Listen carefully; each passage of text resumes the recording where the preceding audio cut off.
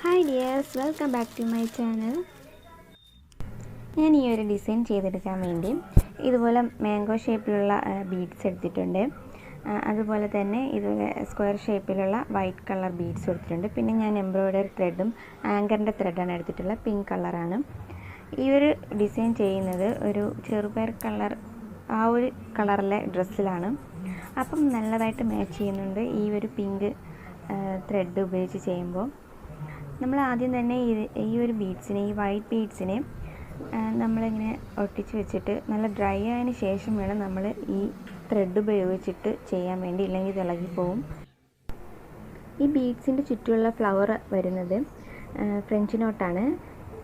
French not ഞാൻ double not ഇട്ടാണ് ഇത് കൊടുത്തിരിക്കുന്നത്. ഇത് നമ്മൾ സൂചി ഇതുപോലെ എടുത്തിട്ട് ഈ നൂലിൽ തന്നെ 2 തവണ കൊടുക്കുന്നതാണ് ഡബിൾ നോട്ട് എന്ന് പറയുന്നത്. അങ്ങനെ ഈ 4 സൈഡും ഞാൻ ഫസ്റ്റ് തന്നെ ഡബിൾ നോട്ട് ഇട്ട് കൊടുത്തതിന് ശേഷം അതിൻ്റെ സൈഡിലെ ഗ്യാപ്പ് ഫില്ല് ചെയ്ത് കൊടുക്കുകയാണ് ചെയ്യുന്നത്. അപ്പം നമുക്ക് കറക്റ്റ് ആ ഒരു ഷേപ്പ് കിട്ടും, ആ ഒരു ഡയമണ്ട് ഷേപ്പായിട്ട് വരും. അതിന് വേണ്ടിയാണ് ആദ്യം തന്നെ ഇങ്ങനെ കൊടുത്തിട്ട് ബാക്കി അതിൻ്റെ ഗ്യാപ്പ് ഞാൻ ഫില്ല് ചെയ്യുന്നത്.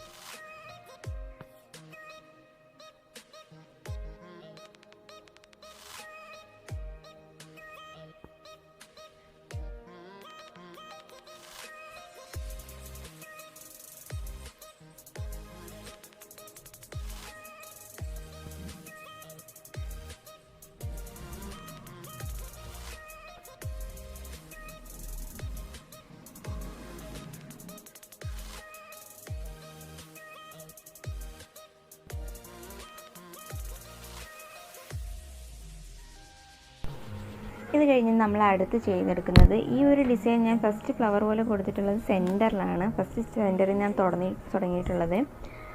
അത് കഴിഞ്ഞ് അതിൻ്റെ അടുത്ത സൈഡിൽ നമ്മളിതുപോലെ ഡയമണ്ട് ഷേപ്പിൽ തന്നെ ആ ഒരു ബീഡ്സ് വെച്ചിട്ട് ആ മാംഗോ ഷേപ്പിൽ ആ ഒരു ബീഡ്സ് സൈഡിൽ ഫ്ലവർ പോലെ ഒട്ടിച്ചു കൊടുക്കുകയാണ് ചെയ്യുന്നത്. അങ്ങനെ ഈ ഒരു ഭാഗം നമ്മൾ ഒരു ഫ്ലവർ ഷേപ്പിൽ ഒട്ടിച്ചതിന് ശേഷം ഈ ഇപ്പുറത്തെ സൈഡിൽ നമ്മൾ ഈ ഒരു ഫ്ലവർ അതേ കറക്റ്റ് രീതിയിൽ തന്നെ നമുക്കത് ഒട്ടിച്ചു കൊടുക്കാം.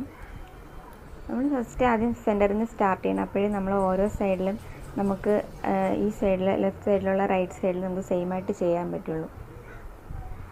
ബീഡ്സൊക്കെ നല്ലതുപോലെ ഡ്രൈ ആയതിന് ശേഷം മാത്രമേ നമ്മൾ ഈ ഫ്രഞ്ച് നോട്ട് ചെയ്യാൻ പാടുള്ളൂ. ഇല്ലെങ്കിൽ ഈ ബീഡ്സ് അങ്ങനെ ഇളകി പോകും. അപ്പോൾ അത് വലിയ ബുദ്ധിമുട്ടാവും. അതുകൊണ്ട് നമ്മൾ എല്ലാം നല്ലതുപോലെ ഡ്രൈ ഒട്ടിക്കാനുള്ളതെല്ലാം ആദ്യം ഒട്ടിച്ചതിന് ശേഷം മാത്രമേ നമുക്കടുത്ത് ഈ ഒരു ത്രെഡ് ഉപയോഗിച്ച് ചെയ്യാൻ പാടുള്ളൂ. അടുത്തതായി ഞാൻ കൊടുക്കുന്നത് ഇതിൻ്റെ സൈഡിൽ 2 സൈഡായിട്ട് ലീവ്സ് കൊടുക്കുന്നുണ്ട്, ഓപ്പോസിറ്റ് സൈഡ്. അതുപോലെ ഇപ്പുറത്തെ സൈഡും കൊടുക്കുന്നുണ്ട്. ലെഫ്റ്റ് സൈഡിലും അതുപോലെ നമുക്ക് ലീവ്സായിട്ട് കൊടുക്കാം. ഇതുപോലെ നമ്മൾ ഒട്ടിച്ചു കൊടുക്കുകയാണ് ചെയ്യുന്നത്. ഈ സെൻറ്ററിൽ മാത്രമേ ഞാൻ ഈ ലീവ്സ് കൊടുക്കുന്നുള്ളൂ. ബാക്കി മുകളിലോട്ടൊക്കെ ഉള്ള ഭാഗത്തേക്കും വെറും ഫ്ലവർ മാത്രമേ ചെയ്യുന്നുള്ളൂ. നമുക്ക് വേണമെങ്കിൽ ലീവ്സ് കൊടുക്കാം, അല്ലെങ്കിൽ ഫ്ലവർ മാത്രമായാലും മതി. അതും നല്ല ഭംഗിയുണ്ട് കാണാൻ.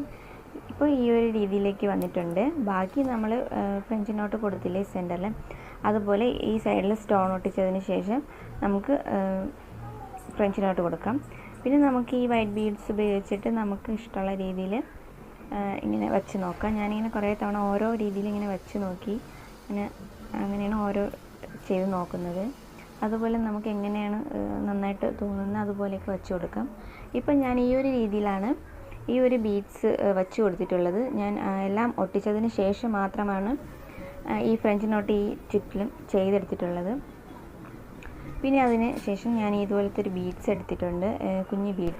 നമ്മളൊരു പ്ലെയിൻ കുർത്തി എടുക്കുമ്പോൾ ആദ്യം തന്നെ നമ്മൾക്ക് എത്രയാണ് ഡിസൈൻ വേണ്ടത് അതിനനുസരിച്ച് മാർക്ക് ചെയ്തിട്ട് വേണം നമ്മൾ ഡിസൈൻ ചെയ്യാൻ. ഇല്ലെങ്കിൽ അത് പുറത്തോട്ട് പോകും. കറക്റ്റ് നമ്മൾ വരയ്ക്കണം. റൗണ്ട് ഷേപ്പിൽ വരച്ചിട്ട് ടാപ്പ് വെച്ചോ സ്കെയിൽ വെച്ചോ നമുക്ക് വരയ്ക്കാം. എന്നിട്ട് നമ്മൾ ഒരേ അളവിന് വരച്ചതിന് ശേഷം വേണം നമ്മൾ ഈ സ്റ്റോണൊക്കെ ഒട്ടിച്ചു കൊടുക്കാൻ. ആദ്യം തന്നെ നമ്മൾ വരച്ചിട്ട് വേണം എല്ലാ വർക്കും ചെയ്യാൻ വേണ്ടി. അതുപോലെ ഞാൻ സ്ലീവിലും ഈ ഒരു ഡിസൈൻ ചെയ്തിട്ടുണ്ട്.